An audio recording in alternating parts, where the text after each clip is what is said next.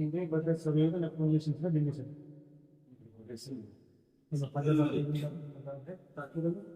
उनके जरिए पूरे इधर पूरे जगह फंसे हुए यहाँ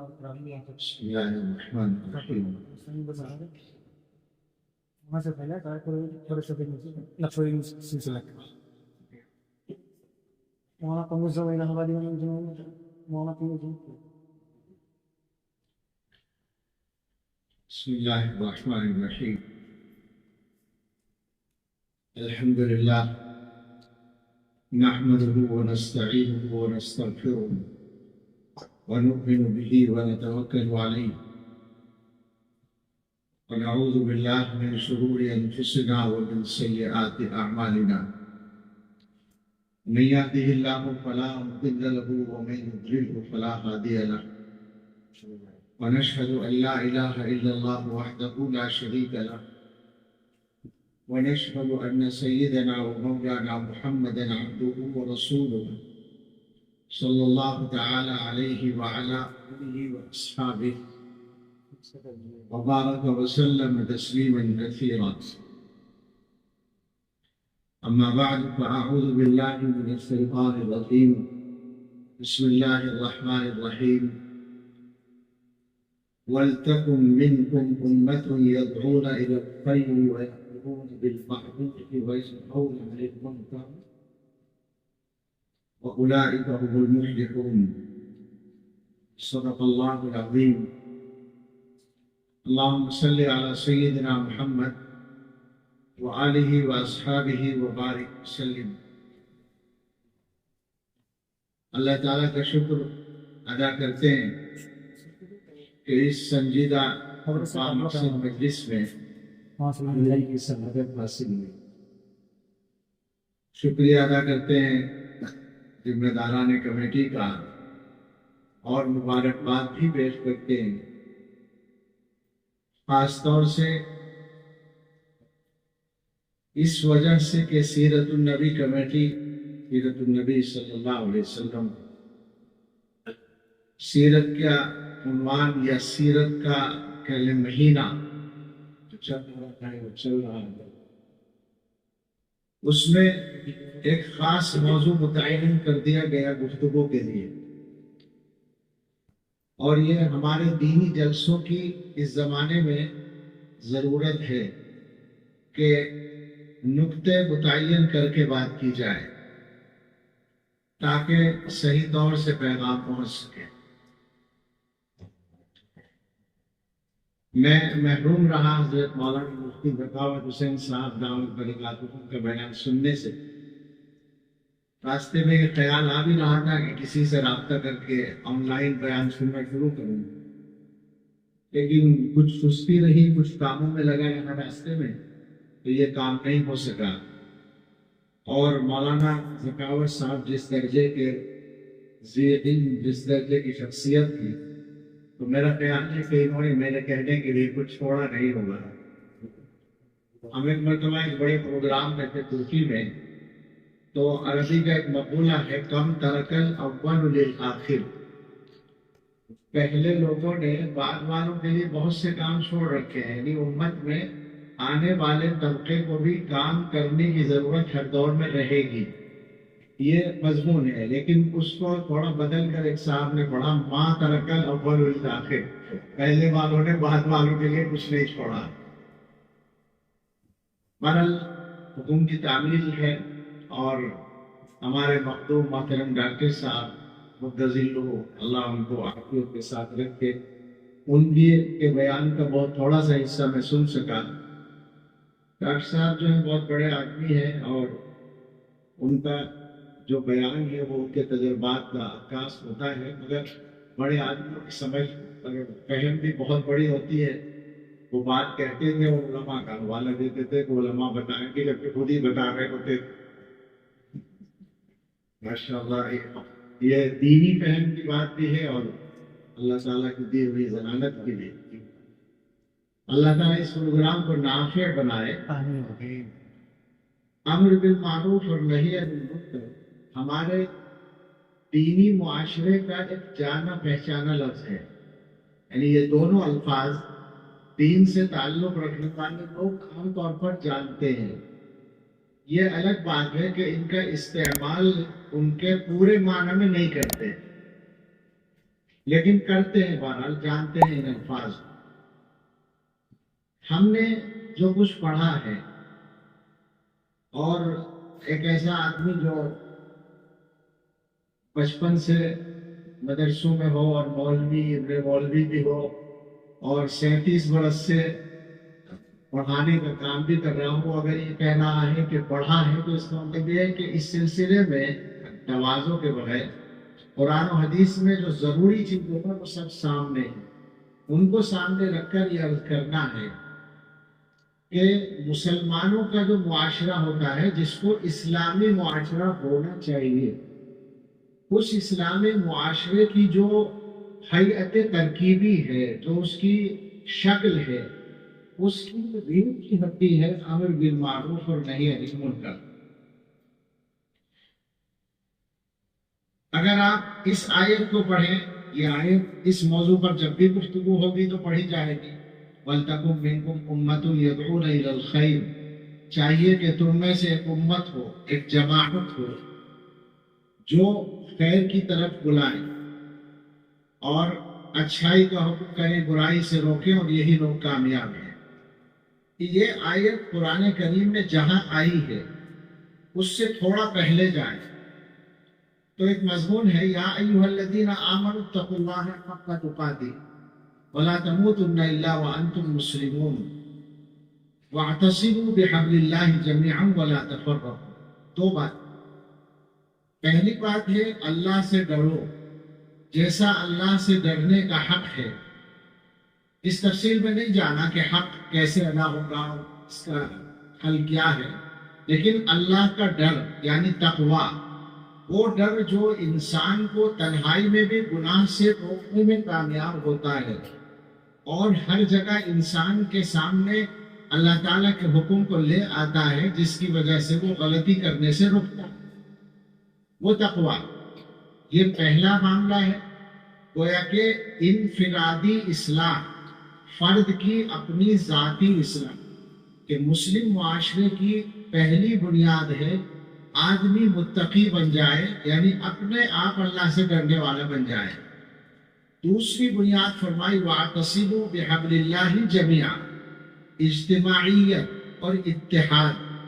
اللہ کی رسی کو اکٹھے ہو کر مضبوطی سے پکڑ لو، یعنی اللہ کی رسی تمہارے ہاتھ سے چھوٹنے نہ پائے. شیخ الاسلام علامہ شبیر احمد عثمانی رحمۃ اللہ علیہ لکھا ہے کہ اللہ کی رسی ٹوٹ تو سکتی نہیں، چھوٹ ہی سکتی ہے، تو تم چھوٹنے نہ دو. تم یہ کوشش کرو کہ اللہ کی رسی پر تمہارا ہاتھ مضبوطی سے جمع رہے. یہ مسلمانوں کے معاشرے کی دو بنیادیں ہیں اصلی، تقویٰ اور اتحاد. لیکن ظاہر ہے کہ انسان کے پیچھے شیطان لگا ہوا ہے، لہذا ان دونوں چیزوں کو کمزور کرنے کے لیے وہ محنت کرتا ہے. تو اب جہاں جہاں کوئی گڑبڑ پیدا ہو اس کو ٹھیک کرنے کے لیے یہ تیسری بنیاد ہے وَلْتَكُن مِّنكُمْ أُمَّةٌ يَدْعُونَ إِلَى الْأَمْرِ بِالْمَعْرُوفِ اور نہی عن المنکر کا نظام. بحیثیت ایک شرعی حکم کے ہر آدمی کی ذمہ داری ہے کہ وہ امر بالمعروف اور نہی عن المنکر کرے، ہر مسلمان کا فرض ہے. رسول اللہ صلی اللہ تعالیٰ علیہ وسلم نے ایک حدیث میں یہ بات فرمائی ہے کہ مسلمانوں کو خیر امتن کہا گیا. آگے ایک آیت ہے، وہ بہت زیادہ مشہور ہے کیونکہ ہمارے تبلیغی جماعت کے احباب اسی کو پڑھتے ہیں، کنتم خیر امت اخرجت للناس. اس میں جو اس امت کو خیر امت کہا گیا، سب سے اچھی امت کہا گیا، تو اس کی بنیاد بھی یہی ہے کہ اس امت میں یہ کام ہوتا ہے، امر بالمعروف اور نہی عن المنکر کا. تو اس اعتبار سے ہر مسلمان کی ذمہ داری یہ بنتی ہے کہ اپنی اپنی سطح پر، اس پر ہم تو بات کریں گے کہ کیا اس کی سطح ہے، کیا حیثیت ہے، وہ یہ کام کرے. لیکن یہ آیت بتا کی ہے کہ امر بالمعروف اور نہی عن المنکر کے لیے اگر کوئی اجتماعی نظام بنانا ممکن ہو تو وہ بھی بنایا جانا چاہیے. وَلْتَكُن مِّنكُمْ أُمَّةٌ، ساری امت کو نہیں کہہ رہے، تم میں سے ایک امت، ایک گروہ، ایک جماعت. اس کا مطلب یہ ہے کہ یہ ایک ایسا فریضہ ہے جس کی ادائیگی مسلمانوں کو انفرادی اور اجتماعی دونوں طریقے پر کرنی ضروری ہے۔ اللہ کے رسول صلی اللہ تعالی علیہ وسلم نے اس سلسلے میں مسلمانوں کو بہت زیادہ کہنا چاہیے ذمہ دار بنانے کے لیے بہت ہی سخت یا مشکل بات فرمائی ہے جس کا جھیلنا مشکل ہے۔ حدیث کے الفاظ میں شاید مفتی صاحب نے سنائی ہوگی حدیث کہ والذی نفسی بیدہ لتأمرن بالمعروف ولتنہون عن المنکر او لیوشکن اللہ ان یبعث علیکم عقابا من عنده ثم لتدعنہ فلا یستجیب لکم۔ اس ذات کی قسم اس کے قبضے میں میری جان ہے، تم امر بالمعروف اور نہی عن المنکر ضرور کرتے رہو، ورنہ ہو سکتا ہے اللہ تعالیٰ تمہارے اوپر اپنی طرف سے ایک عذاب بھیجے، پھر تم اللہ سے دعائیں کرو اور اللہ تمہاری دعا قبول نہ کرے۔ میں نے بولا تھا کہ جھیلنا مشکل ہے، یہ دعائیں قبول نہ ہونا کوئی آسان بات نہیں ہے، اور یہ ہمارا ایک طرح سے تجربہ کہہ سکتے ہیں۔ یعنی ہمارے معاشرے میں زیادہ لوگ وہی مل جائیں گے جو یہ کہتے ہیں کہ ہماری دعائیں قبول نہیں ہوتی۔ میں نہیں کہتا، میں تو دعوت دیتا ہوں کہ یقین کرو دعائیں قبول ہوتی ہیں، اور میں تجربہ بتاتا ہوں، لیکن بہرحال عام جو بات ہے وہ یہ ہے۔ اسی سے ملتے جلتے ایک الفاظ اور ہیں حدیث میں، اور وہ بھی بالکل ہمارے تجربے میں ہے۔ تأمرون بالمعروف ولتنہون عن المنکر او لیوشکن اللہ ان یسلط شرارکم علی خیارکم ثم يدعو خياركم على شراركم فلا يستجيب لهم۔ امر بالمعروف اور نہی عن المنکر کرتے رہو، ورنہ ہو سکتا ہے اللہ تعالیٰ تم میں سے برے لوگوں کو تم میں سے اچھے لوگوں پر مسلط کر دے۔ میں ابھی ایک جگہ بیان کر رہا تھا پرسوں جموں کے علاقے میں، تو میں نے کہا کہ جو مسائل ہیں ان میں کچھ مسائل وہ ہیں جو طاقت کی طرف سے آتے ہیں، اور لفظ طاقت بولا میں نے کہ میرا مقصد کسی ایک حکومت کو متعین کرنا نہیں ہے، ساری دنیا میں جو طاقت ہے، ساری دنیا میں جو مقتدر طبقہ ہے اس کو میں کہہ رہا ہوں، اور اس کو اس حدیث کی روشنی میں کہتا ہوں۔ جو حالات ہیں وہ تو یہی بتا رہے ہیں کہ لیسلط اللہ شرارکم علی خیارکم، اللہ تم میں سے بروں کو اچھوں پر مسلط کر دے گا، پھر وہ اچھے، ذرا سوچئے، وہ اچھے لوگ ان بروں کے لیے بد دعا کریں گے اور اللہ قبول نہیں کرے گا۔ پڑھتے رہو ظالموں کے لیے بد دعا۔ اللہ نے پہلے ہی بتا رکھا ہے کہ تم یہ فریضہ چھوڑ دو گے تو تمہاری دعائیں نہیں قبول ہوں گی۔ قرآن کریم میں اس سلسلے میں جو تاکید ہے، اللہ تعالیٰ اس کو سمجھانے کے لیے بنی اسرائیل کے کچھ حوالے دے رکھے ہیں۔ ایک حوالہ ہے لعن الذین کفروا من بنی اسرائیل علی لسان داؤد وعیسی ابن مریم ذلک بما عصوا وکانوا یعتدون کانوا لا یتناہون عن منکر فعلوہ۔ بنی اسرائیل میں کفر کرنے والے لوگوں پر لعنت ہوئی حضرت داؤد حضرت عیسیٰ علیہ السلام کی زبان سے، اور وجہ یہ تھی کہ وہ گناہ کرتے تھے۔ گناہ کیا تھا؟ ایک دوسرے کو گناہ سے روکتے نہیں تھے، یہ گناہ تھا ان کا، یہ ان کی زیادتی تھی، یہ نافرمانی تھی کہ وہ ایک دوسرے کو برائی سے روکتے نہیں تھے۔ ایک حوالہ اور ہے جو ہم سب کے لیے عبرت کا ہے، وہ بھی بنی اسرائیل ہی کا ہے، کہ ان کے یہاں جب اللہ تعالیٰ کی طرف سے ایک متعین دن کا احترام کرنے کا حکم ہوا گیا، وہ سبت تھا، وہ سنیچر کا دن جس کو ہم کہتے ہیں، اور یہ طے ہوا کہ اس میں شکار نہیں کرنا ہے۔ کچھ لوگوں نے نافرمانی شروع کر دی، گناہوں پر آمادہ رہے، تو اب وہاں تین گروہ بن گئے۔ ایک وہ طبقہ تھا جو گناہ کر رہا تھا، ایک وہ طبقہ تھا جو گناہ کرتا بھی نہیں تھا اور ان کو کچھ روک ٹوک بھی نہیں کرتا تھا، خاموش رہتا تھا، جیسا کہ ہمارے زمانے میں اکثریت خاموش ہے، اچھے لوگوں کی اکثریت خاموش ہے۔ اور تیسرا ایک طبقہ تھا جو روکتا تھا، روکنے کی کوشش کرتا تھا۔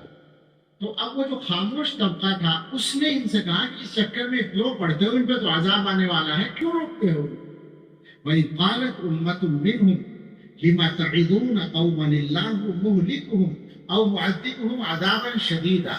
جب انہی میں سے ایک گروہ نے کہا کہ ایسے لوگوں کو کیوں نصیحت کرتے ہو جن کو اللہ تعالیٰ ہلاک کرنے والا ہے یا سخت عذاب دینے والا ہے، ان کا جو جواب قرآن نے نقل کیا ہے واقعہ یہ ہے کہ وہ پیغمبروں کے اصحابی کا جواب ہو سکتا ہے. اصحابی تو ہوں گے وہ نبی کے زمانے کی بات ہے. قالو انہوں نے کہا معذرۃ الی ربکم. ایک بات تو یہ ہے جو اصل بات ہے کہ اللہ کے یہاں کچھ کہنے کا موقع مل جائے گا, اللہ کے یہاں عذر پیش کرنے کا موقع مل جائے گا کہ ہم نے تو اپنی ذمہ داری ادا کی. اللہم یتقون, اور شاید وہ باز بھی آ جائے, ہو سکتا ہے نصیحت سے فائدہ ہو جائے. یہ جو خاموش طبقے کا لفظ میری زبان پر آیا تو فوراً میں رکا تھا. مجھے ایک حدیث یاد آ رہی تھی, وہ بھی شاید آپ نے سنی اور پڑھی ہوگی کہ اللہ تعالیٰ نے حضرت جبریل علیہ السلام کو ایک مرتبہ یہ حکم دیا انقلب مدینہ کذا, فلاں شہر کو پلٹ, یعنی عذاب نازل کرنے کا حکم ہوا. تو جبریل علیہ السلام نے عرض کیا کہ اللہ اس شہر میں تو آپ کا فلاں بندہ بھی ہے جس نے کبھی گناہ نہیں کیا. ایک بندہ ایسا تھا جو متقی تھا, گناہ نہیں کیا تھا, باقی ساری بستی گناہگار تھی. اللہ تعالیٰ نے فرمایا مجھے معلوم ہے وہ بندہ ہے وہاں, اقلبھا علیہ وعلیہ, اس پر بھی پلٹ دو اور سب پر دو. فإنہ لم یتمعر وجہہ فی قط, اس لیے کہ میری نافرمانی کی وجہ سے اس کی پیشانی پر کبھی شکن نہیں آئی. وہ خود تو نہیں کرتا گناہ, لیکن گناہ ہوتے دیکھتا ہے اور آرام سے رہتا ہے, اس کو ایک نارمل چیز سمجھتا ہے. تو اس کا مطلب یہ ہے کہ ان کے ساتھ وہ بھی جاتا ہے. آخرت کا نام الگ ہے, آخرت میں دونوں کا انجام الگ ہوگا, لیکن دنیا کے عذاب میں شریک ہو جائے. یہی ایک قانون بھی ہے کہ عمومی عذاب اگر آتا ہے, اللہ ہمیں محفوظ رکھے, تو اس میں اچھے اور برے یہ ان کے گھوم پستا ہے, لازمی بات. میں واپس چلتا ہوں اس بات کی طرف کہ یہ آیت ہمیں بتا رہی ہے کہ ایک تو یعنی قرآن کی بہت سی آیتیں بتا رہی ہے کہ ہر مسلمان کی ذمہ داری ہے, لیکن یہ آیت بتا رہی ہے کہ اجتماعی نظام بھی چاہیے. انفرادی بات اگر کریں ہر مسلمان کی ذمہ داری, تو اس کے بارے میں تو سب سے زیادہ واضح رہنمائی اس حدیث میں ہے جو عام طور پر لوگ جانتے ہیں, من رأى منکم منکرا فلیغیرہ بیدہ فإن لم يستطع فبلسانہ فإن لم يستطع فبقلبہ وذاک اضعف الایمان. تم میں سے جو آدمی کسی گناہ کو دیکھے تو اسے چاہیے کہ بدل دے, روک دے اپنے ہاتھ سے, اگر ممکن نہ ہو تو زبان سے, پھر ممکن نہ ہو تو دل سے برا سمجھے. یہ ادنا تک یہ مشہور حدیث. اس کے بارے میں دو تین باتیں اس مضمون کو مکمل کرنے کے لیے عرض کرنی ہے کہ حدیث میں یہ جو ڈیوٹی لگائی گئی ہے, یہ ڈیوٹی دیکھنے پر لگائی ہے. من رآ صاف لفظ ہے نا, مفتی صاحب کوئی غلطی ہو تو اصلاح کر دیجیے. جو دیکھے گناہ ہوتے ہوئے تو اس کی ذمہ داری بنتی ہے اس کو بدلنے, مگر اس میں طاقت. اگر معلوم ہے فلاں فلاں جگہ گناہ ہو رہا ہے, دیکھا نہیں ہے, تو ڈیوٹی نہیں ہے نہ کرے. کوشش کرنا سعادت کی بات ہے, ثواب کی بات ہے, لیکن ہمارے سامنے نہیں ہوا ہے تو گویا ہماری اس درجے کی ذمہ داری نہیں بنتی. اس سے مسئلہ کچھ آسان ہو جاتا ہے. اگرچہ ہم تو یہ والی ذمہ داری بھی پوری نہیں کرتے ہیں, لیکن سوچ رکھا ہے ہم نے ساری دنیا کی برائیوں کو دور کرنا ہماری ذمہ داری ہے, تو ایسا نہیں ہے. یہ انفرادی بات ہو رہی ہے نا. ہر آدمی کی جو اپنی ذمہ داری ہے وہ یہ ہے کہ اس کے سامنے کیا ہو رہا ہے. اس کے گھر کا بچہ نماز نہیں پڑھ رہا ہے, یہ ہے وہ منکر جس کو فوراً بدلنے کی ضرورت ہے. اس کے گھر کی عورت پردہ نہیں کر رہی ہے, یہ ہے وہ منکر جس کو بدلنے کی ضرورت ہے. اس کے دائرے کار میں جو لوگ آتے ہیں, اس کے اختیار کے تحت جو لوگ آتے ہیں, وہ غلطیاں کر رہے ہیں, تو ان کو ٹھیک کرنا یہ ذمہ داری ہے. یہ ہے اصل ذمہ داری. اس کے علاوہ اگر کچھ لوگوں کی اصلاح کے لیے وہ کام کر سکتا ہے تو سبحان اللہ. اس کے بعد ہے اگر یہ طاقت نہ ہو تو زبان سے, پھر طاقت نہ ہو دل سے, مضمون واضح ہے, لیکن اس میں علماء نے کچھ تشریح کر رکھی ہے. علماء نے یہ لکھا ہے اور بڑے لوگوں نے لکھا ہے کہ طاقت اور قدرت ہر چیز کی اس کے اعتبار سے ہوتی ہے. یہاں جو عام طور پر ہم طاقت کا مفہوم سمجھتے ہیں وہ تو روکنے کی طاقت ہے کہ ایک آدمی ہاتھ سے پکڑ کے روک سکتا ہے, ہٹو یہاں سے, کیا کر رہے ہو, جاؤ گھر, کر سکتا ہے وہ کرے. ایک آدمی یہ نہیں کر سکتا کہ زبان سے سمجھا سکتا ہے, بھائی بری بات ہے ایسا مت کرو, وہ بھی کرے. ایک آدمی یہ بھی نہیں کر سکتا تو چلیے برا سمجھے دل سے، یہ والی طاقت ہم سب سمجھتے ہیں، لیکن علماء نے کہا کہ طاقت میں، چونکہ لفظ طاقت کا نہیں ہے، من استطاع، استطاعت کا لفظ ہے، استطاعت کے مفہوم میں یہ بھی آئے گا کہ آدمی اس معروف اور منکر کو صحیح معنی میں جانتا اور سمجھتا، اس کے پاس اس کا صحیح علم ہو. سمجھ رہے ہیں؟ ایک گناہ، ایک چیز گناہ ہے، مجھے صحیح معلوم ہونا چاہیے کہ یہ گناہ ہے تو میں اس پر نکیر کرنے کا ذمہ دار ہوں. اگر مجھے نہیں پتا تو میں ذمہ دار نہیں. ایسے ہی ایک چیز نیکی ہے تو اس پر اس کو اس کے بارے میں کہنے کی ذمہ داری اس وقت ہے جب مجھے صحیح طور پر اس کے بارے میں علم. تو گویا کہ امر بالمعروف اور نہی عن المنکر کی ذمہ داری ادا کرنے کی طاقت میں اس کا علم ہونا بھی داخل ہے. علم چاہیے، ضروری علم، تاکہ وہ یہ کام کر سکے. ایک بات اور ہے، جو لفظ استعمال کیا گیا یہ بھی تو ہو سکتا تھا کہ اللہ تعالیٰ فرماتے، جو ہم اردو میں ترجمہ کرتے ہیں نیکی، نیکی کو عربی میں معروف تھوڑی کہتے ہیں. نیکی کا ترجمہ اگر آپ عربی میں کریں تو حسنہ ہے اور برائی کا سیئہ ہے. تو یوں ہونا چاہیے تھا امر بالحسنہ اور نہی عن السیئہ. یعنی فرمایا گیا معروف اور منکر. معروف کے لفظی معنی ہے پہچانی ہوئی چیز اور منکر کے لفظی معنی ہے اجنبی چیز. اسلامی معاشرے دو پیغام دیں ایک ساتھ. ایک تو یہ بتانا ہے کہ اسلامی معاشرہ جو ہوتا ہے اس میں نیکی پہچانی ہوئی ہوتی ہے اور گناہ اجنبی ہوتا ہے. اللہ کی فرما برداری یہ پہچانی ہوئی چیز ہوتی ہے اور اللہ کی نافرمانی اجنبی چیز ہوتی ہے. یہ اس کو آپ سمجھیں، بہت آسانی سے سمجھ میں آئے گا کہ ہمارے زمانے میں چونکہ بالکل الٹ گیا نا معاملہ، تو اگر ہمارے زمانے میں اسٹیشن، ریلوے اسٹیشن پر یا ایئرپورٹ پر کوئی آدمی بہت مرتبہ ملتے ہیں، وہ ایک ہلکی سی ٹی شرٹ پہن لے اور ایک انڈر ویئر پہن لے، وہ جو چھوٹا سا وہ ہوتا ہے، اور آ جائے وہ کندھے پر بیگ ڈال کر، تو کسی کو اجنبی نہیں لگتا، ٹھیک ٹھاک لگتا ہے، معمول کے مطابق لگتا ہے. یا کوئی لڑکی اسی لباس میں آ جائے کوئی مسئلہ نہیں ہوتا. لیکن اگر کوئی وہ پہن لے، عرب لوگ جو پہنتے ہیں توب جس کو کہتے ہیں، وہ پہن کر آ جائے تو بہت سارے لوگ دیکھیں گے اس کو. یا ہماری طرح کوئی پگڑی باندھ کر آ جائے تو وہ بہت اجنبی سا لگتا ہے. اگر نماز پڑھنے لگے کوئی، آج کل تو ایک طرح سے رکاوٹ ہی آ گئی ہے، لیکن اس سے پہلے جب نماز پڑھنے کا معمول تھا اور آسانی سے نماز پڑھی جاتی تھی تو نماز پڑھنے والا تو تماشا سا لگتا تھا. لیکن اگر اسی جگہ پر کوئی آدمی گانے گا رہا ہو تو کوئی مسئلہ نہیں، موبائل میں گانے سن رہا ہو کوئی مسئلہ نہیں. یہ ہے وہ بات، پہچانی ہوئی چیز اور اجنبی چیز.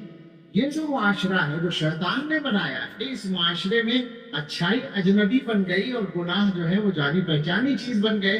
اس لیے ان کو اس سے الجھن نہیں ہوتی، اچھائی سے الجھن ہوتی ہے لوگوں کو. اسلامی معاشرے میں اس کا الٹا ہوتا ہے کہ نیکی پہچانی ہوئی ہے اور گناہ اجنبی ہوئی. یہ تو ایک بات ہے. اور دوسری ایک بات اور ہے جو خاص طور سے علماء کو اس پر متوجہ کرنا ہے. یہ مضمون عام طور پر بیان نہیں ہو پاتا کہ معروف یعنی وہ اچھا عمل جس کا اچھا ہونا عام طور پر معلوم ہو. کوئی ایسی نیکی جس کو عام طور پر لوگ نہیں جانتے، اس کے لیے آپ دوسروں کے پیچھے پڑ جائیں، یہ نہیں. اور منکر کا مطلب ہے ایسا گناہ جس کا گناہ ہونا عام طور پر معلوم ہو. وہ اگر کوئی کر رہا ہے تو اس سے آپ کو روکنا ہے. آپ کے خیال کے اعتبار سے ایک آدمی غلطی کر رہا ہے، مگر مسئلہ وہ ایسا ہے کہ وہ رائے بھی ہو سکتی ہے جو دوسرا کام ہے جو کر رہا ہے، تو وہاں آپ کو روکنے کا حق نہیں ہے. وہ نہی عن المنکر نہیں کہتا. منکر اور معروف کی فہرست میں ان چیزوں کو رکھیں گے جو اسلامی معاشرے میں گویا تقریباً متفقہ طور پر معروف یا منکر ہے، اچھائی یا برائی ہے، نیکی یا بدی ہے.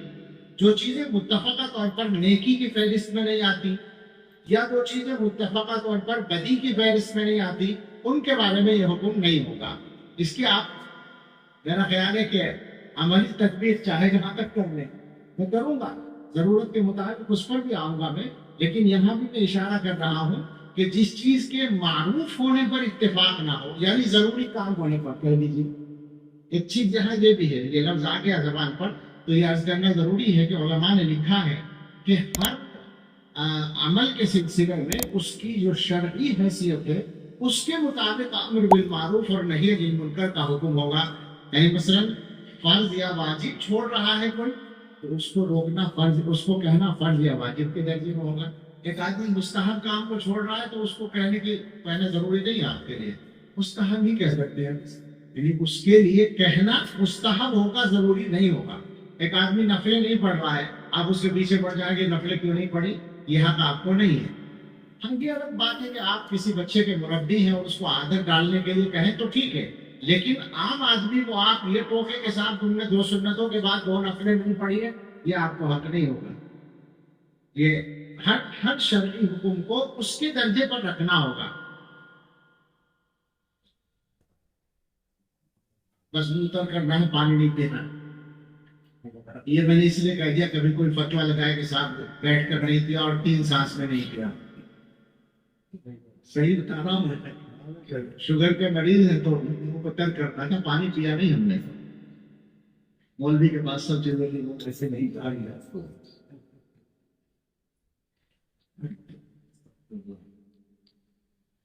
تو ہر چیز کا ہماری شریعت میں درجہ ہے مقرر، اور یہ شریعت کا حسن ہے کہ جس چیز کا جو درجہ ہے اس کو اسی درجے میں رکھنے سے شریعت محفوظ رہتی ہے.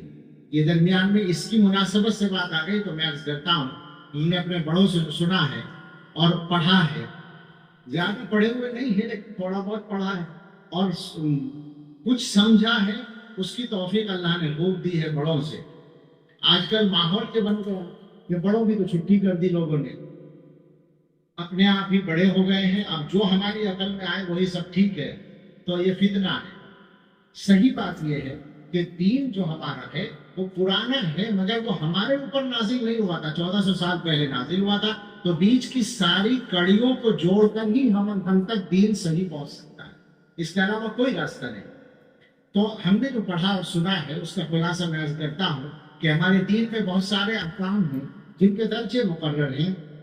مثلا کچھ عمل ایسے ہیں جو فرض ہیں، کچھ وہ ہیں جو واجب ہیں، کچھ وہ ہیں جو سنت ہیں، کچھ وہ ہیں جو مستحب ہیں. دینی مجمع ہے، ہر چیز کو سمجھ رہا ہے. مجھے اپنی بات سمیٹنی ہے اور نمٹانی بھی ہے، ضروری باتیں کہنی ہے. یہ تو 4 چیزیں ہیں عمل کے درجے میں، عمل کی لائن میں. اور نہیں یعنی روکنے کی اس میں 3 ہیں. ایک حرام ہے سب سے بڑھ کر، اس سے اوپر یا اس سے نیچے کہہ لیں مکروہ تحریمی ہے، اور اس سے نیچے مکروہ تنزیہی ہے. یہ 7 درجے ہو گئے، اور ایک بیچ میں جائز کا درجہ ہے تو 8 بھی کہہ سکتے ہیں. اب شریعت میں ہماری بالکل واضح احکام ہے. کھانے بنا لیجیے آپ، کچھ اعمال وہ ہیں جو فرض کے کھانے میں رکھے ہیں، کچھ اعمال وہ ہیں جو واجب کے کھانے میں ہیں، کچھ اعمال ہیں جو سنت کے کھانے میں ہیں، کچھ اعمال مستحب کے کھانے میں ہیں. ادھر کچھ اعمال حرام کے کھانے میں ہیں، کچھ مکروہ تحریمی، کچھ مکروہ تنزیہی کے کھانے میں، اور کچھ جائز کے کھانے میں. اب یعنی ایک عمل جائز تھا اسے واجب کے کھانے میں اٹھا کر رکھ دیا تو بدعت بن گئی. یہ غلو ہو گیا دین میں. آپ کو اس کا حق نہیں ہے، ہمیں اس کا حق نہیں ہے. ایک عمل مستحب تھا اسے سنت کے کھانے میں اٹھا کر رکھ دیا، یہ غلو ہو گیا، یہ دین نہیں رہا، یہ اپنی رائے ہو گئی. اپنی رائے سے دین سے ہٹنے کی بھی گنجائش نہیں ہے، اور اپنی رائے سے دین پر اپنی رائے کے مطابق عمل کرنے کی بھی اجازت نہیں ہے. ایک آدمی مغرب کی نماز میں 4 رکعت پڑھے یہ سوچ کر کہ 3 اچھی نہیں لگتی، 4 ہونی چاہیے. زیادہ کر رہا ہے، کم تو نہیں کر رہا ہے. نماز ہو جائے گی؟ نہیں ہوگی. اس کا مطلب یہ کہ اپنی رائے سے نہیں چلنا ہے، ہر چیز کا درجہ متعین ہے. تو معروف اور منکر پر پھر جاتے ہیں کہ جو معروف جس درجے کا ہے اس کا حکم دینا اسی درجے میں ہوگا، جو منکر جس درجے کا ہے اس کا حکم دینا اسی درجے میں ہوگا. یہ سب انفرادی تشریح کے تحت میں باتیں آ گئی. اجتماعی جو بات ہے آیت کے متعلق، وَلْتَكُمْ مِنْكُمْ أُمَّةٌ، اللہ تعالیٰ فرمانے ہونی چاہیے ایک امت. کیا کرے گی وہ؟ پہلا کام ہے یدعون الی الخیر، وہ خیر کی طرف بلائیں، خیر کی دعوت دیں. اب وہ خیر کیا ہے یہ طے کرنے کا حق نہ مجھے ہے نہ آپ کو ہے۔ وہ خیر جس کی دعوت دینی ہے، وہ خیر کیا ہے یہ متعین کرنے کا حق نہ کسی ایک متعین آدمی، کسی عالم کو ہے، نہ کسی پیر صاحب کو، نہ فقیر صاحب کو، نہ امیر صاحب۔ صاحب سن لیں، بالکل اللہ کے نبی کو ہے صلی اللہ علیہ وسلم، انہوں نے فرمایا خیر کیا ہے؟ اللہ کی کتاب اور میری سنت، یہ خیر ہے، اس کی دعوت دے، یدعون الی الخیر، اور لفظ عام ہے بالکل خیر کا، تو خیر کی ہر بات اس کے دائرے میں آ جائے گی۔ لہٰذا ایک آدمی نماز کی دعوت دیتا ہے، یہ بھی یدعون الی الخیر ہے۔ ایک آدمی روزہ رکھنے کی ترغیب دیتا ہے، یہ بھی یدعون الی الخیر ہے۔ ایک آدمی زکوٰۃ دینے کی ترغیب دیتا ہے، یہ بھی یدعون الی الخیر ہے۔ ایک آدمی حج کی ترغیب دیتا ہے، یہ بھی یدعون الی الخیر ہے۔ اور اس کے علاوہ ایک آدمی قرآن کی تعلیم دیتا ہے، کون واحد لال ہے جو اس کو خیر سے نکال دے گا؟ ایک آدمی حدیث کی تعلیم دیتا ہے، کس کی حیثیت ہے کہ وہ اس کو خیر سے الگ کر دے؟ ایک آدمی قرآن اور حدیث کو سمجھنے کے لیے جو علوم چاہیے وہ پڑھاتا ہے مدرسے کے اندر، کیوں نہیں وہ یدعون الی الخیر کا حصہ ہوگا؟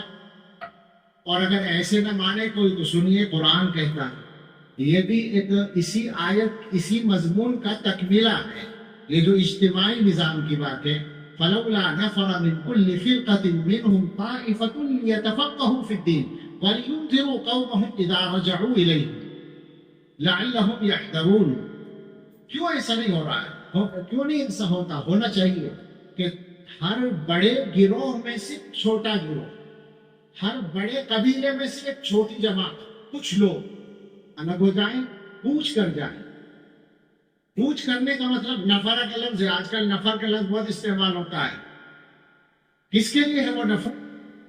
لیتفقہوا فی الدین، دین میں سمجھ حاصل کرنے کے لیے، تفقہ فی الدین کے لیے۔ تفقہ فی الدین آئے گا قرآن سے، حدیث سے، تفسیر سے، فقہ سے، کلام سے، اور اس کے لیے جو ضروری علوم ہے ان سے، یعنی جو کچھ علماء پڑھاتے ہیں مدرسوں کے اندر، وہ ہے تفقہ فی الدین کا راستہ۔ اس کے لیے قرآن کہہ رہا ہے کہ تفقہ فی الدین وہ حاصل کریں، اور پھر واپس آ کر اپنی قوم کو ڈرانے کا، یعنی اللہ کے احکام سنانے کا، اور برائیوں سے روکنے کا، اور اللہ کے عذاب سے ڈرانے کا کام کریں۔ کیا مطلب ہوا اس کا؟ یدعون الی الخیر کا ایک بڑا شعبہ متعین کر دیا گیا، لہذا یدعون کا لفظ عام ہے، خیر کا لفظ عام ہے، دعوت کسی بھی خیر کی دی جائے وہ دعوت ہی کہلائے گی اور خیر ہی کہلائے گی۔ بس خیر اللہ کی کتاب اور اللہ کے نبی صلی اللہ علیہ وسلم کی سنت کے مطابق، یہ کسی ایک کام کے لیے خاص سمجھ لینا۔ ہمیں کوئی شوق نہیں ہے لوگوں پہ کچھ باتیں کرنے کا، ہماری ذمہ داری ہے جو صحیح بات ہے قرآن و حدیث کی روشنی میں اس کو بیان کرنی، وہ عرض یہ کرنا ہے اور پیغام یہ دینا ہے کہ شریعت نہ آپ کی نہ ہماری شریعت ہے اللہ کی، اور محمد الرسول اللہ صلی اللہ علیہ وسلم، جو وہاں سے طے ہوگا اس پہ رہنا پڑے گا۔ ہمارے زمانے کا جو تبلیغ کا کام ہے، یہ یدعون الی الخیر کا ایک اہم حصہ، مگر ظاہر ہے ایک حصہ، اس کے علاوہ یہ اس کے لیے سب سے بڑی خیر ہے، یہ اس کے حق میں سب سے بڑی خیر ہے کہ علماء اس کو اس کا حصہ مانیں۔ لیکن اگر کوئی آدمی وہاں وہ درجہ بندی کرتا ہے تو ہم نے کھانے بتائے ہیں، اس کھانے میں رکھ کے بتاؤ کہ شریعت میں کون سے کھانے میں رکھوں، اگر اس میں کھانا بدلو گے تو بدعت بن جائے گی، اگر کھانا بدلو گے تو غلو ہو جائے گا۔ اور کچھ نہیں کہنا ہے، صرف یہ عرض کرنا ہے کہ قرآن اور حدیث سے جو سمجھایا جا رہا ہے اس کو حضرات صحابہ اور اس کے بعد جو تسلسل کے ساتھ امت کے علماء ہیں ان کی فہم کے مطابق متعین کر کے اس پہ چلو، یہی خیر کا راستہ ہے۔ یدعون الی الخیر ویأمرون بالمعروف وینہون عن المنکر، ظاہر ہے کہ یأمرون بالمعروف اس کا بھی ایک حصہ جماعت کا کام بنے گا، یقینی طور پر بنے گا، مگر ایک بات ہے، کوئی بھی کام، کوئی بھی آدمی یا کوئی بھی گروہ یا کوئی بھی جماعت یا کوئی بھی طبقہ سارے کام نہیں کر سکتا، سارے دین کی دعوت دیں گے۔ تو مجھے بتائیے کون سا عالم ہے جو سارے دین کی دعوت نہ دے؟ وہی علماء تو سب سے زیادہ وہ آیت پڑھتے ہیں کہ آئے ادخلوا فی السلم کافہ، یا ایھا الذین آمنوا ادخلوا فی السلم کافہ، تو سارے دین پر عمل کرنے کی دعوت تو ہر آدمی دے گا، لیکن کیا عملی طور پر محنت بھی سارے دین پر کوئی کر پائے گا؟ ایک آدمی جماعت میں جائے گا تو وہ نماز کی دعوت دے گا، مسجد میں آنے کی دعوت دے گا، اس امید پر کہ اس راستے پر آ گیا تو انشاءاللہ خیر کے راستے پہ لگ جائے گا. بالکل ہوتا ہے، بہت فائدہ ہوتا ہے، لیکن کیا وہ وہاں بیٹھ کر قرآن پڑھائے گا، حدیث پڑھائے گا، تفسیر پڑھائے گا؟ نہیں ہو سکتا. مدرسے میں بیٹھنے والا آدمی کیا تزکیہ نفس کا کام کرے گا؟ ہر شعبہ الگ الگ ہے اور سارے کے سارے خیر کا حصہ ہیں، دین کا حصہ ہے. کوئی یہ دعویٰ کرے کہ یہی خیر ہے، یہ پھر یہی شر ہے، اس کا یہ دعویٰ ہی شر ہے. اور میرا خیال ہے کہ اب میرا مضمون جو ہے ضروری وہ جو میں نے تیاری کی تھی راستے میں وہ تو پوری ہو گئی ہے. اب میں اپنی بات ختم کرنا چاہتا ہوں، اور شاید میرا ٹائم بھی تقریباً ختم ہو رہا ہے، 40 منٹ کہا تھا. تو گزارش یہ ہے، ایک دو باتیں اور کروں گا چونکہ ابھی 5 منٹ باقی ہیں اس ٹائم میں. جو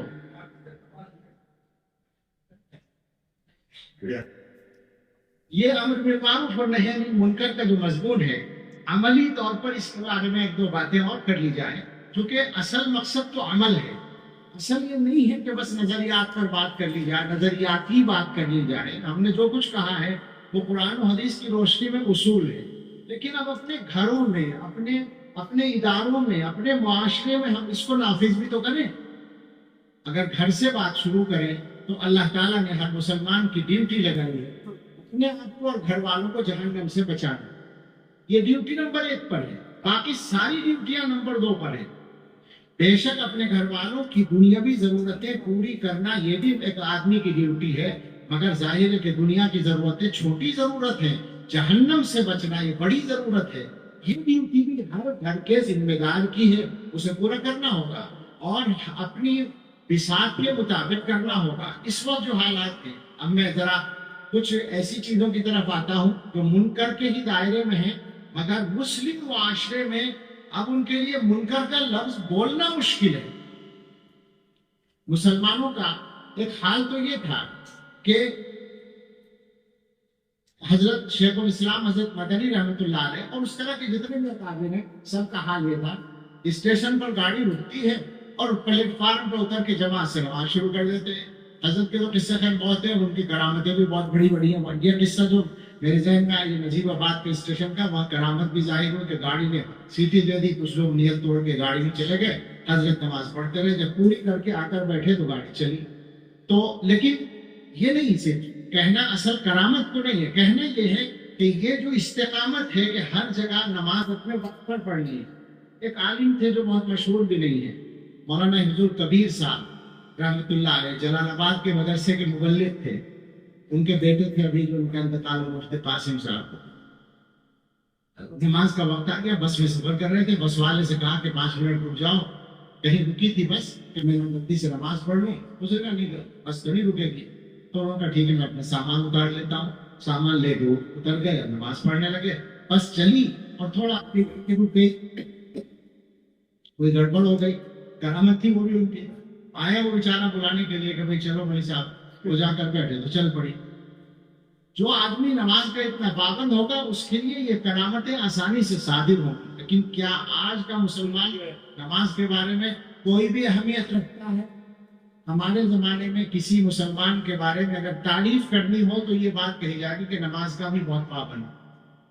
کیا خیال ہے؟ یہ تعریف ہوگی نا. اس کا مطلب یہ کہ عام طور پر یہ امید نہیں کی جاتی مسلمان سے کہ وہ نماز کا پابند.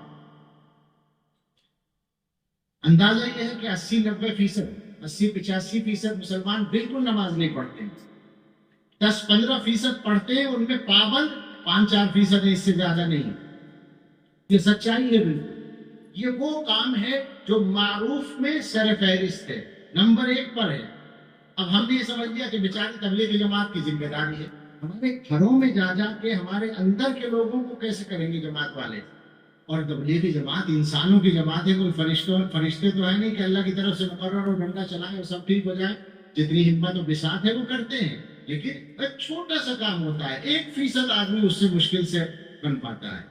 لیکن باقی کے لیے تو محنت ہمیں ہی کرنی ہوگی جو معاشرے کے اندر رہتے ہیں. قرآن کی بات، قرآن پڑھنا معروف کا کتنے اونچا درجہ رکھتا ہوگا. اللہ کے نبی صلی اللہ علیہ وسلم قیامت کی شکایت کریں گے قرآن میں ہے کہ لوگوں نے قرآن کو چھوڑ رکھا ہے. کتنے مسلمان ہیں قرآن پڑھنے والے؟ وہ بھی تعداد وہی ہے جو نمازیوں کی تعداد ہے، وہی قرآن والوں کی تعداد ہے. 80%، 90% مسلمان وہ ہیں جو قرآن کے الفاظ پڑھنا جانتے نہیں ہیں، یعنی قرآن پڑھنا انہوں نے سیکھا نہیں ہے. اور اگر اس بات کو آگے چلائیں تو جتنے الفاظ پڑھنا جانتے ہیں ان میں سے 90% معانی نہیں جانتے، اور جتنے قرآن کو سمجھتے ہیں ان میں سے 90% عمل نہیں کرتے ہیں. تو قرآن کے بارے میں مسلمانوں کا حال ہے کتنی زیادہ اس کی اصلاح کی ضرورت ہے. اس سے ہٹ کر 2-3 چیزیں. اس وقت اس ملک ہندوستان میں میرا بیان جو لوگ سنتے ہیں ان کو پتا ہے کہ کوئی بیان میرا اس سے خالی نہیں ہے. گزشتہ چند سالوں میں پورے ہندوستان میں، اور پورا ہندوستان میں کسی ماڈرن ایجنسی کے سروے کی بنیاد پر نہیں بول رہا ہوں، بلکہ ان گناہگار آنکھوں سے دیکھ کر بول رہا ہوں. 5-7 سال کے لمبے وقت میں سینکڑوں جگہ ایک سال میں جانا ہوتا ہے. ہر جگہ پوچھ کر میں آپ سے بول رہا ہوں. کشمیر سے لے کر کیرلا تک کی بات کر رہا ہوں، اور گجرات اور راجستھان سے لے کر تریپورہ اور آسام تک کی، اور بیچ کے پورے علاقے کی، دلی کی بھی، اور میوات کی بھی، اور میرٹھ اور سہارنپور کی بھی، اور دیوبند کی بھی، سب جگہ کی بات کرتا ہوں. مسلمان اس وقت سودی قرضے میں بندھے پڑے ہیں. اگر کسی کے علاقے میں نہ ہو تو مجھے خبر دے دیں، میں خوش ہو جاؤں گا. لیکن مجھے امید نہیں ہے کہ کوئی یہ خبر دے سکتا ہے، بالکل امید نہیں. اور سودی قرضہ ایک چھوٹا ہوتا ہے، ایک بڑا ہوتا ہے. بڑے قرضے پہلے سے بھی ہوتے آئے ہیں اور نقصان کرتے آئے ہیں. میں سنا رہا ہوں آج کل کہ اس 1-1.5 سال کے عرصے میں اربوں روپے سے چلنے والی، اربوں روپے کے ٹرن اوور والی، بلکہ ایک کمپنی تو خربوں کی ہوگی، بند ہوتے ہوئے میں دیکھ چکا ہوں. 1 سال کے اندر 4-5 کمپنیاں صرف سودی قرضے کی وجہ سے. اور مسلسل یہ کام ہو رہا ہے. اور ایک ہی علاقے کی بات نہیں، ہر جگہ ہو رہا ہے. چھوٹا قرضہ گھروں میں آ رہا ہے. عورتوں کو ممبر بناتے ہیں، 10,000 روپے قرض دیتے ہیں، ایک مہینے میں 11,000 واپس کرنے ہوتے ہیں. یہ پورے ملک میں جال بچھ رہا ہے.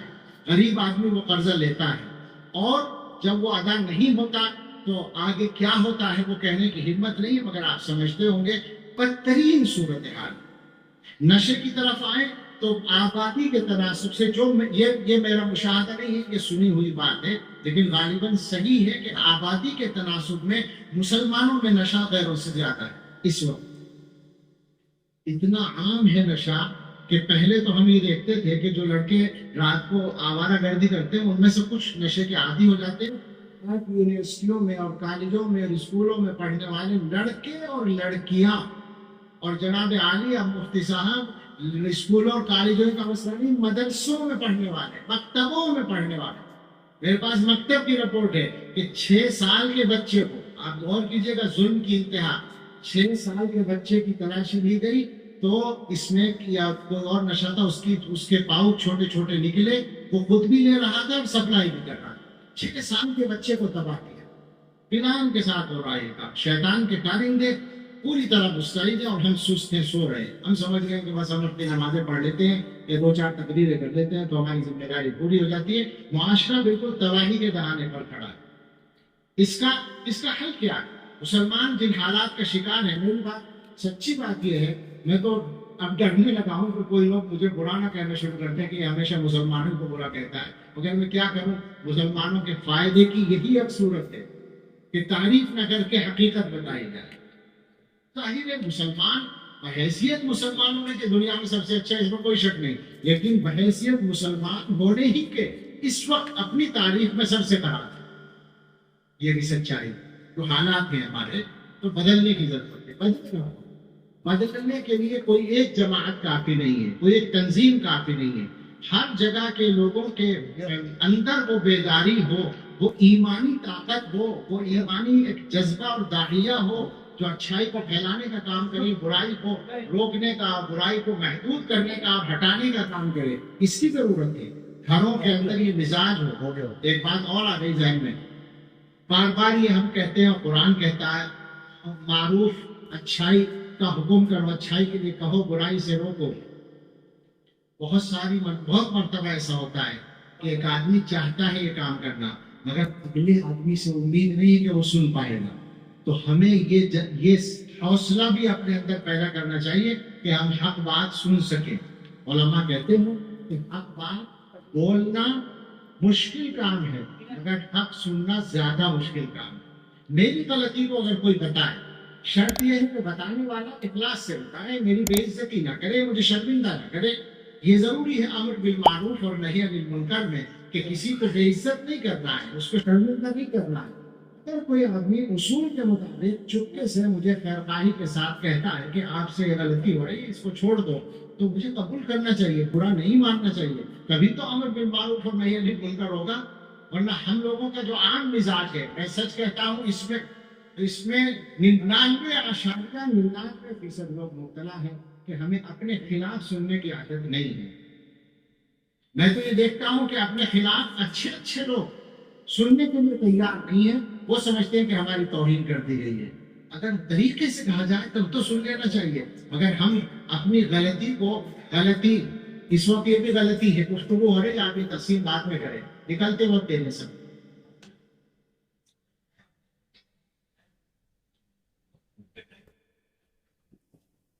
تو غلطی کو تسلیم کرنے کا حوصلہ اور اپنی غلطی کے بارے میں بات سننے کا حوصلہ، اس کی بھی شدید ضرورت ہے. یہ بھی ایمان کا تقاضا ہے. آپ صحابہ کے واقعات پڑھیے تو وہاں ملے گا کہ صحابہ کرام ایک دوسرے کو ٹوک دیتے تھے آسانی سے، اور کہیں یہ نہیں ملتا کہ جس کو ٹوکا گیا ہے اس نے برا مانا ہو اور اس نے اس سے رابطہ ختم کر دیا ہو، اپنی توحید محسوس کی ہو. ایسا کہیں نہیں ملتا. یہ معاشرہ زندہ کرنے کی ضرورت ہے. تو انشاءاللہ معاشرے سے برائیاں بھی دور ہوں گی، اچھائیاں بھی عام ہوں گی. ہم تو یہ سمجھتے ہیں اس معاملے میں میرا جو احساس ہے وہ یہ ہے کہ کہیں کہیں اس طرح کی مجلسیں ہوتی ہیں امر بالمعروف اور نہی عن المنکر کے موضوع پر. بعض جگہوں پر علماء نے یا مساجد کے اماموں نے تنظیمیں بنائی ہیں، ایک قصبے کی سطح پر یا ایک علاقے کی سطح پر. تو میں سچ کہتا ہوں آپ سے کہ ایسی تقریبات، ایسے پروگراموں میں شریک ہو کر تھوڑے سے ڈر میں کمی محسوس ہوتی ہے. وہ جو مسلم معاشرے کی بے حسی کی وجہ سے ایک ڈر لگا رہتا ہے اللہ تعالیٰ کی پکڑ کا، اس ڈر میں تھوڑی سی کمی ہوتی ہے جب یہ محسوس ہوتا ہے کہ اللہ کے کچھ بندے امر بالمعروف اور نہی عن المنکر کے بارے میں ہوشیار ہیں اور چوکس ہیں اور سنجیدہ ہیں اور وہ اس پر بیدار ہیں. تو یہ بڑی امید افزا بات کرتی ہے. اللہ مجھے بھی صحیح توفیق دے عمل کی اور آپ سب کو بھی. آمین. وآخر دعوانا ان الحمد للہ رب العالمین.